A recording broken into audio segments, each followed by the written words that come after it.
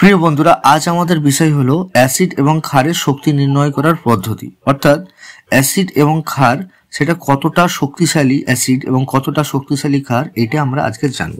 এখন এক্ষেত্রে আমাদের একটি ইন্ডিকেটর ব্যবহার করা হয় যার নাম ইউনিভার্সাল ইন্ডিকেটর বা সার্বিক নির্ণায়ক।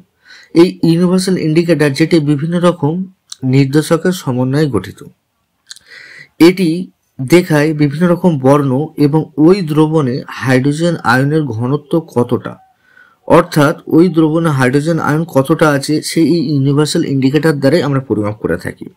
এক্ষেত্রে আমরা একটা স্কেল ব্যবহার করে থাকি এই হাইড্রোজেন আয়নের ঘনত্ব পরিমাপ করার জন্য, যাকে আমরা বলা হয়ে থাকি পিএইচ স্কেল। তোমরা নিশ্চয়ই অনেকে এটা শুনে থাকবে।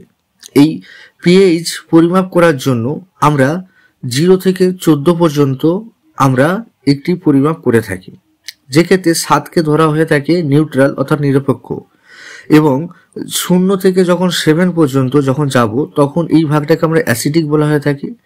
আর মনে রাখা দরকার, যত অ্যাসিডিক এবং যত 7-এর দিকে এগিয়ে যাবো তত অ্যাসিডিকটা কমে যাবে। এবং ক্ষারের ক্ষেত্রে ঠিক উল্টো, 7-এর পর থেকে 14 পর্যন্ত যত আমরা এগিয়ে যাব তত ক্ষারীয় বাড়বে, এবং 7-এর কাছাকাছি যেগুলো সেগুলো ততটা, 7-এর পরে যেমন 8, 9 এগুলো কম ক্ষারীয়, কিন্তু 14-র কাছাকাছি যেগুলো যাবে সেগুলো প্রচণ্ড পরিমাণে ক্ষারীয়। এবং নিরপেক্ষ বস্তুর পিএইচের মান সর্বদা 7। এখন অ্যাসিডের রাসায়নিক বৈশিষ্ট্য মোটামুটি প্রায় একই হয়ে থাকে। যখন অ্যাসিড ধাতুর সঙ্গে বিক্রিয়া করে তখন হাইড্রোজেন গ্যাস উৎপন্ন করে।